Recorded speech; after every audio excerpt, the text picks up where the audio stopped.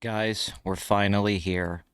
Barbenheimer has arrived, and it did not disappoint. In fact, it went above and beyond expectations, and it's such a cerebral, odd, weird thing to discuss and process that I think we're going to be spending years trying to figure out this phenomenon.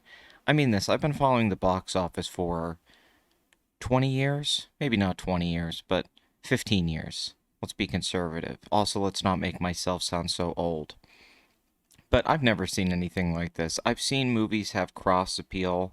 I've seen counter programming before. I've obviously seen like Oscar contending kind of movies and mainstream pop films do well at the same time. Typically around the holidays, you used to see this. I mean, there's been blockbuster films that I think could be somewhat comps to Oppenheimer. JFK made $200 million in the early 90s. That's a 3 hour film by Oliver Stone that's got crazy editing pacing and is about a subject matter that maybe they didn't think everybody was interested in.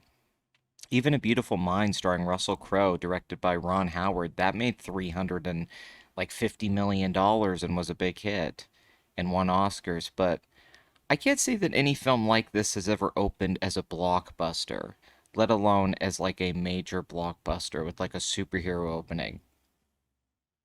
How do you begin with Barbenheimer? So Christopher Nolan leaves Warner Brothers, goes over to Universal, releases a movie on his regular release schedule, gets all the premium screens, the IMAX screens. Greta Gerwig makes Barbie for Warner Brothers, who releases a film on the same weekend. This starts the narrative of them being in competition with each other, even though Barbie clearly takes out a large lead, which we see here. Then, for some reason, this turns into TikToks, it turns into memes, it crosses over into incel culture, literally me. Barbie's clearly a literally she character. Greta Gerwig is self inserting herself somewhat. Christopher Nolan, the same with Oppenheimer. People start dressing up, it gets in Comic Con culture. Zoomers are going out to see these movies. Just cross appeal across the board, like men, women, older, younger, and the films build off each other to where you can't even make proper predictions for either film.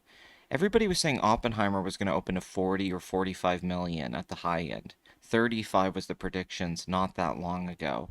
And then some people were starting to say, well, maybe 50. And then Barbie, I remember Barbie started like in the 50s and then it went up to 100 and then 110 and then 120. And here we are. 155 million opening for Barbie, 80 million for Oppenheimer.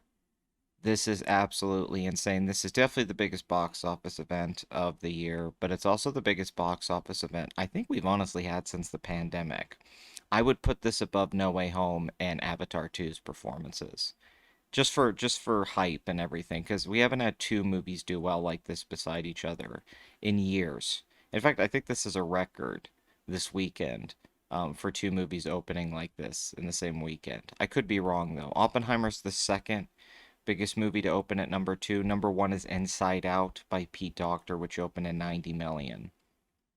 So we're with Barbie, $145 million budget, $100 million marketing campaign at least, 337 million worldwide, positive reviews, 80 on Metacritic, 90% on Rotten Tomatoes. I mean, it's hard not to think this isn't going to make like 800 million to $1 billion.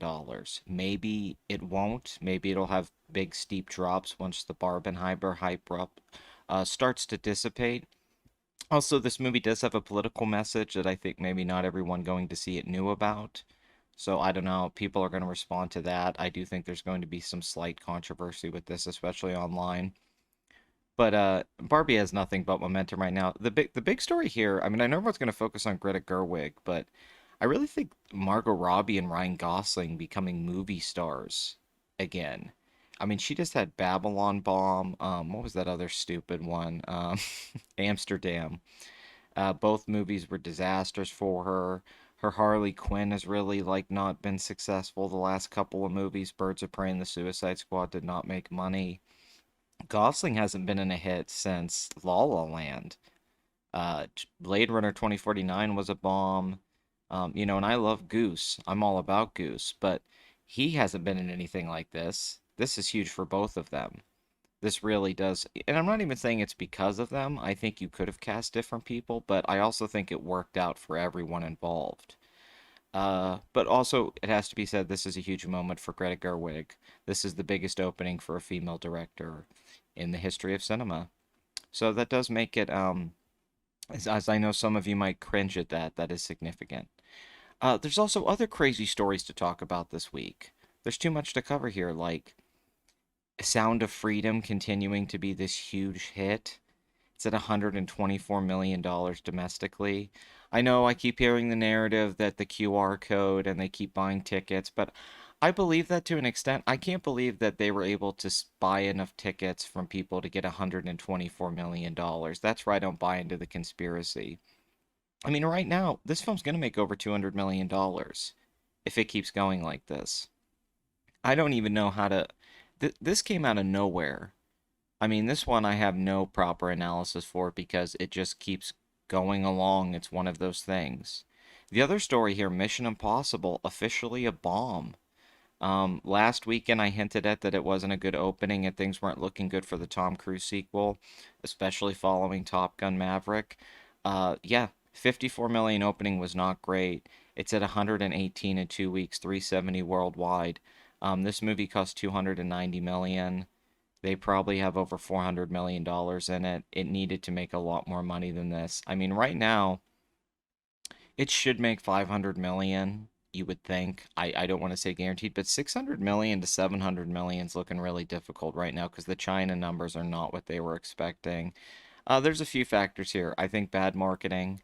I think the first trailer was the best one a year ago. Um, Maybe too much exposure of Tom Cruise in the last year. I also think 5 years in between this and Fallout, obviously the COVID restrictions ballooned the budget up to astronomical numbers. I think even calling it Dead Reckoning Part 1 didn't help the movie.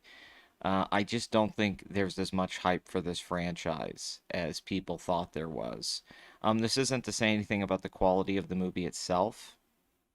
I just don't know if the Mission Impossible franchise, um, I think it's reached its peak, and I don't think it's going to go up from where it reached probably in Fallout, in the recent releases, which is unfortunate. I would like if this franchise continued to do well.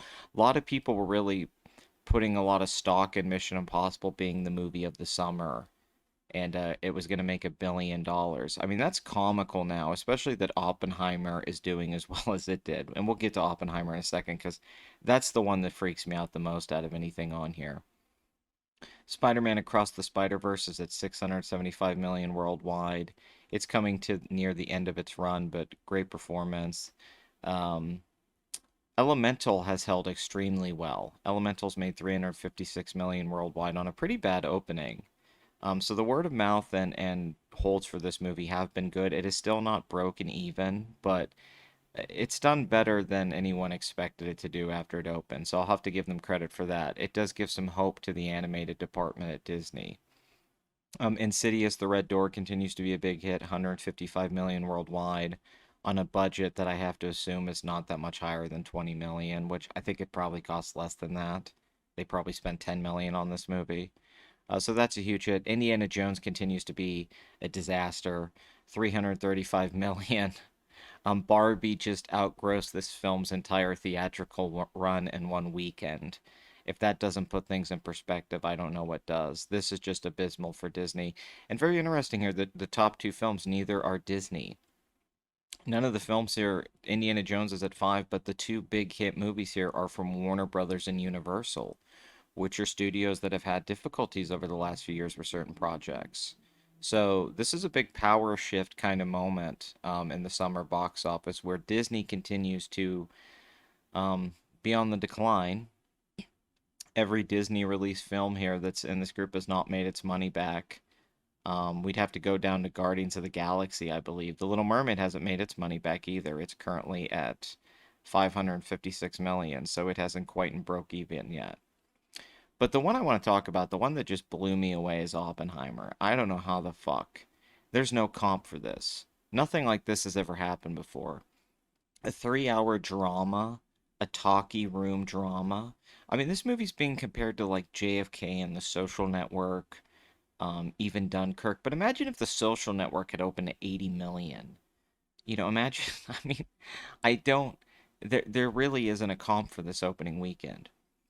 I mean, I didn't think this movie was ever going to bomb, but I think at the high end, if you'd asked me a few months ago, I would have said, hey, 350 million worldwide. Because Tenet still made 365 million, despite it coming out during the pandemic, the bad reviews, the bad audience reception. It still made, some money. It just cost too much to make a profit, and it did really bad domestically. But I don't know. I didn't see this coming. I mean, this is huge for Nolan. This is his biggest opening for original film that isn't a Batman movie. His biggest openings are Dark Knight Rises and Dark Knight, and then this. This opened higher than Inception. Granted, unadjusted for inflation, but still, this opened higher than Dunkirk, than Interstellar. Any of those movies. Let's not even talk about The Prestige or Insomnia or something like that, which are movies that did well, but I mean, this is a bona fide hit. Out of the gate, $100 million movie making $80 million in its opening weekend, 174 million worldwide. This film could make 500, $600 million if the word of mouth is good and it doesn't drop. And I think with those premium screens that Nolan has locked up for a few weeks, that's pretty much guaranteed that this movie's going to hold at least well for the next 2 to 3 weeks. And with the hype and momentum, but this Barbenheimer thing, I don't know how much of it is Nolan got lucky. I don't know how much of it was just the quality of the movie. I mean, the reviews are great. It has 89 on Metacritic. It's Nolan's second best reviewed film behind Dunkirk. It's currently an Oscar frontrunner. Cillian Murphy's being universally praised. It does have a big A-list cast of movie stars. Matt Damon's in this movie, Robert Downey Jr. But I mean, I think a lot of us thought after Tenet that Nolan's name had kind of dropped off, but this just shows that Nolan's as big as he's ever been. And this also changes how we should think about the marketing of movies, that memes should be included when studios are going into this, but they don't know how to create that sort of thing. So people are going to try to copy this. I also think it's a good testament to counter programming, having two movies release opposite each other that capture different demographics, have that be the competition, play into the marketing, go see both movies, making a name out of both movies. I think that all just worked out wonders for this movie.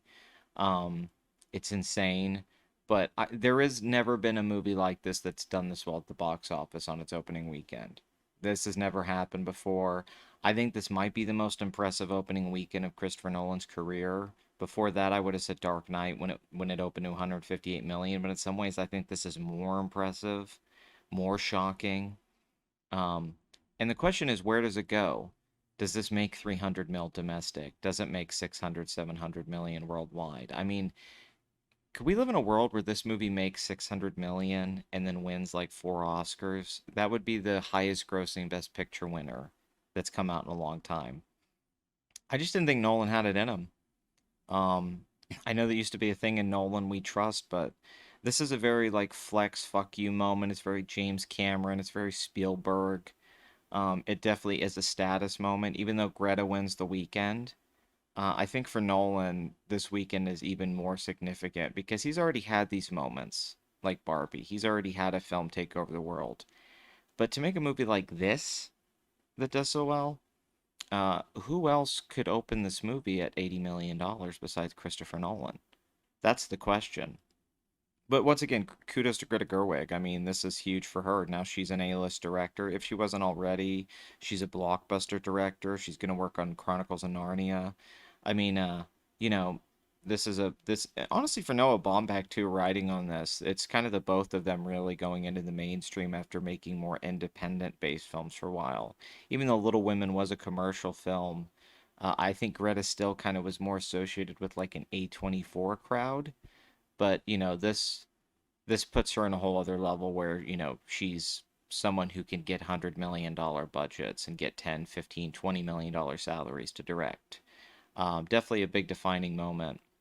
And she's like 38, so she probably has quite a bit of time ahead of her. So I don't really know how to process this. I wish I had a deeper analysis, or more things that could explain exactly how Barbenheimer happened. It was a convergence of a lot of things. It definitely was serendipitous, and it definitely is a reflection of a few things that people will go out to the movies for certain events. I do think superhero fatigue is real. I think it has to be said now. I know Spider-Man did well, but these movies are both first movies for certain franchises, in particular with Barbie. No one's made a live action big budget Barbie movie before. Mario Brothers, big budget adaptation of a game, same thing. Oppenheimer's the anomaly. I really don't know how this movie became so big. I have to think a lot of it was the double showings with Barbie. I think a lot of people that wouldn't have saw this movie otherwise went to go see it because of the Barbenheimer thing, which isn't a bad thing. But I'm curious to see how the word of mouth is going to be for Oppenheimer in like week two, three, four. I wonder if everyone went this weekend and then that's going to kind of fall off as it goes. In because I don't know how many people are gonna rush out to see the 3 hour movie. I'm not sure. That's the thing. We're kind of in like uncharted waters here. With both of these movies, but in particular, once again, Oppenheimer is um a crazy moment in the box office. I don't know.